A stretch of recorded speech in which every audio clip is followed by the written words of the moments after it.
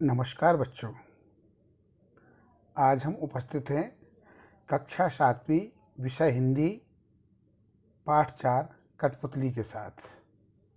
आज हम आपके सामने कठपुतली कविता लेकर प्रस्तुत हैं।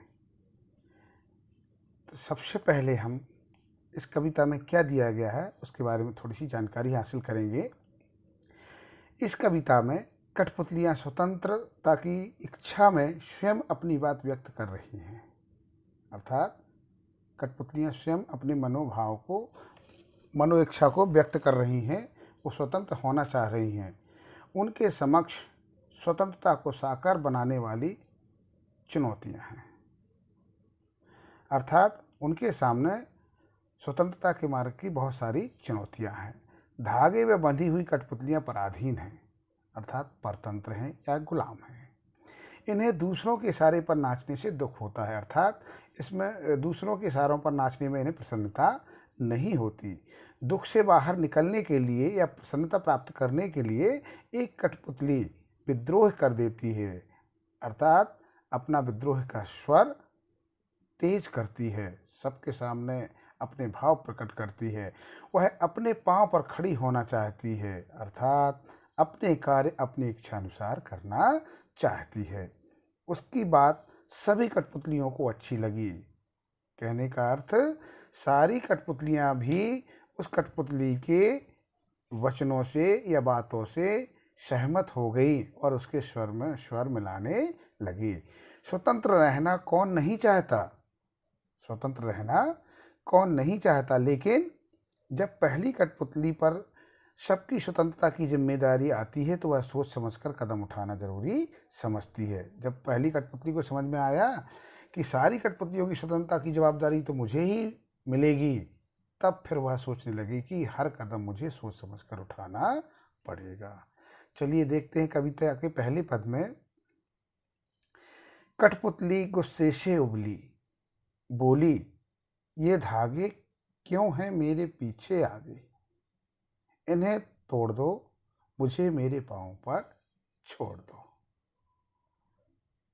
कठपुतली गुस्से से उबली, अर्थात गुस्से में आग बबूला हो गई और बोली कि ये धागे मेरे आगे पीछे क्यों हैं। अर्थात कवि कहते हैं कि कठपुतली दूसरों के हाथों में बंधकर नाचने से परेशान हो गई है और अब वो सारे धागे तोड़कर स्वतंत्र होना चाहती है।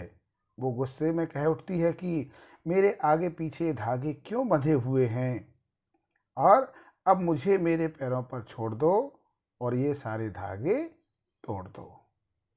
मुझे अब बंधन में बंधकर नहीं रहना है, मुझे तो स्वतंत्र होना है। अगला पद, सुनकर बोली और कठपुतलियाँ कि हाँ, बहुत दिन हुए हमें अपने मन के छंद छुए। कवि कहते हैं कि पहली कठपुतली के मन के असमंजस के भावों को सुनकर अन्य कठपुतलियाँ भी उसके स्वर में स्वर मिलाने लगी और कहने लगी कि हाँ, बहुत दिन बीत गए, अपने मन के छंद छुए, अर्थात अपने मन या इच्छानुसार अपना जीवन व्यतीत किए हुए।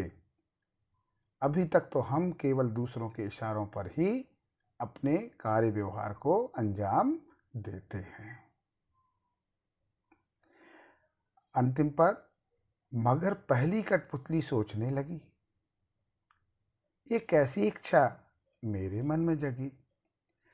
तो जो पहली कठपुतली थी वो अपने मन में विचार करने लगी। तो कवि के अनुसार पहली कठपुतली के मन में ये भाव आया असमंजस का कि जब बाकी कठपुतलियाँ पहली कठपुतली के स्वतंत्र होने की बात का समर्थन करती हैं तो वह सोच में पड़ जाती है कि क्या वो सभी कठपुतलियों के स्वतंत्रता की जिम्मेदारी को संभाल सकती है, ले सकती है, निभा सकती है।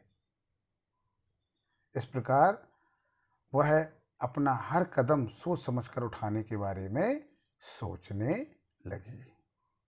तो ये भवानी प्रसाद मिश्र जी की कविता यहाँ पर समाप्त होती है।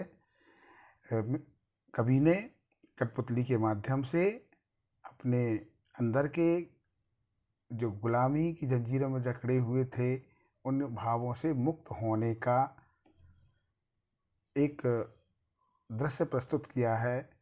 उनके मन के विचार सामने रखे हैं कि वास्तव में हमें स्वतंत्र होने में ही अच्छा लगता है, पराधीनता में या गुलामी में हमारा जीवन कष्टमय व्यतीत होता है। आज के लिए कविता में इतना ही। अब आपके लिए होम गृह कार्य में दिया जाता है, इस कविता को सभी बच्चों को याद करना है, इसके शब्दों के अर्थ समझना है और इसके प्रश्नोत्तर अगली कक्षा में अब हम सभी दोहराएंगे, याद करेंगे। सबको तैयार होकर आना है, पढ़कर आना है। धन्यवाद।